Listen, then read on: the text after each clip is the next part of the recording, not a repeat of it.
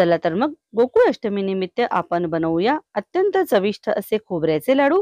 हे लाडू इतके अप्रतिम बनतात आणि अगदी तोंडात टाकताच विरघळतात। या लाडूची विशेषता म्हणजे हे लाडू बनवायला जे साहित्य आपल्याला लागणार आहे ते आपल्या घरातच उपलब्ध आहे आणि अत्यंत कमी वेळात हे लाडू बनवून तयार होतात। चला तर झटपट खोबऱ्याचे लाडू बनवायला सुरुवात करूया।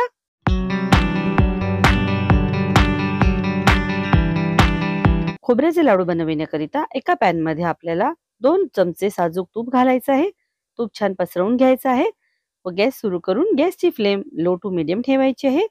आता यामध्ये 3 कप डेसिकेटेड कोकोनट म्हणजेच बारीक खोबरा किस आपल्याला घालायचा आहे। आता याला लो टू मीडियम फ्लेम वर आपल्याला 2 ते 3 मिनिटे छान परतून घ्यायचं आहे। आपल्याला याचा खूप रंग नाही बदलायचा आहे।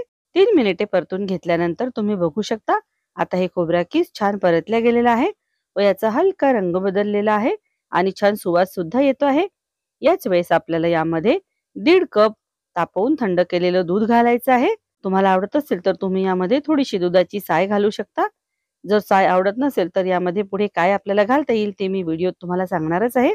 आता याला आपल्याला छान मिक्स करून पुन्हा 2 ते 3 मिनिटे व्यवस्थित शिजवून घ्यायचं आहे। दूध आपल्याला छान आटवून घ्यायचं आहे। 3 मिनिटे शिजल्यानंतर तुम्ही बघू शकता आता यातील दूध छान आटलेलं आहे। खोबऱ्याचा किस बाजूला केला तरीही दूध यात दिसत नाहीये। याच वेळेस आपल्याला यामध्ये 250 ग्रॅम साखर घालायची आहे। खोबरा किस पण आपण 250 ग्रॅम घेतलेलं होतं त्यामुळे साखर सुद्धा आपल्याला 250 ग्रॅम घ्यायची आहे। आता याला व्यवस्थित मिक्स करून घ्यायचं आहे व साखरेचा छान पाक होईपर्यंत आपल्याला याला शिजवून घ्यायचं आहे। याकरिता आपल्याला 2 ते 3 मिनिटे पुन्हा याला शिजवावं लागेल। 3 मिनिटे पूर्ण झालेली आहेत।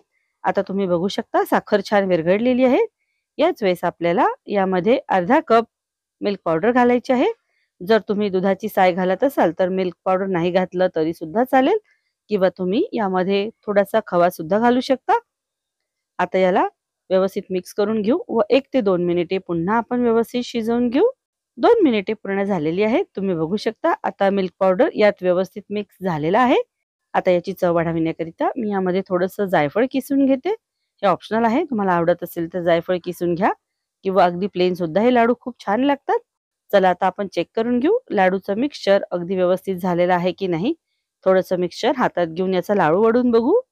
बघा लाडू छान बांधल्या जात आहे, याचा अर्थ आहे की आपलं हे लाडूचं मिक्सचर अगदी छान झालेलं आहे।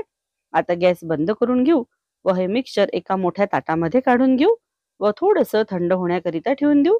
आपल्याला याला पूर्णपणे थंड करायचं नाहीये। एका प्लेटमध्ये मी थोडंसं खोबरा किस असं पसरवून घेतलेलं आहे। आपण याला लाडूच्या वर कोट करणार आहोत त्यामुळे लाडू आणखी सुंदर दिसतील। आता हे लाडूचं मिश्रण कोमट झालेलं आहे। आता याचे लाडू वळूया। जेवढ्या लहान मोठ्या आकाराचे लाडू तुम्हाला आवडत असतील तेवढ्या लहान मोठ्या आकाराचे लाडू तुम्ही बनवू शकता। बघा आता एक लाडू बनवून तयार झालेला आहे। यावर आता खोबरा किस आपण असं भुरभुरून घेऊ। बघा खूप सुरेख तोंडात टाकताच विरघळणारा नारळाचा लाडू बनवून तयार झालेला आहे। याच पद्धतीने आता उर्वरित सर्व लाडू आपण वळून घेऊ। बघा अगदी झटपट सर्व लाडू बनवून झालेले आहेत। आता या लाडूला आणखी सुंदर बनविण्याकरिता मी काय केलेलं आहे, एका छोट्याशा वाटीत केसरी फूड कलर पाण्यामध्ये भिजवून घेतलेला आहे। आता याचे लहान लहान ठिपके या लाडूच्या वर मी देणार आहे। तुम्हाला आवडत असेल तर तुम्ही याप्रमाणे याला केशरी रंग लावा किंवा तुम्ही याला पांढरं सुद्धा ठेवू शकता। आता यावर थोडंसं खोबरा किस पुन्हा भुरभुरून घेऊ आणि हे घ्या आपले तोंडात टाकताच विरघळणारे नारळाचे लाडू बनून तयार झालेले आहेत। चला आता तुम्हाला मी एक लाडू तोडून दाखवते की हे लाडू किती मऊ बनलेले आहेत। बघा किती अलगद हा लाडू तुटतो आहे। याचा अर्थ आहे की हा लाडू खूपच सॉफ्ट बनलेला आहे। हे लाडू फ्रीज मध्ये ठेवून तुम्ही 7 ते 8 दिवस छान खाऊ शकता। तुम्ही सुद्धा याप्रमाणे खोबऱ्याचे लाडू नक्की करून बघा व तुम्हाला ही रेसिपी कशी वाटली मला कमेंट्सद्वारे कळवायला अजिबात विसरू नका। तुम्हाला जर आजचा हा व्हिडिओ आवडला असेल तर व्हिडिओला लाईक करा, चॅनलला सबस्क्राईब करा व तुमच्या मित्रमंडळींबरोबर या चविष्ट रेसिपीला नक्की शेअर करा। व्हिडिओ पूर्ण बघण्याकरिता आपल्या सर्वांचे धन्यवाद। पुन्हा भेटूया एका नवीन व्हिडिओमध्ये एका नवीन रेसिपीसह।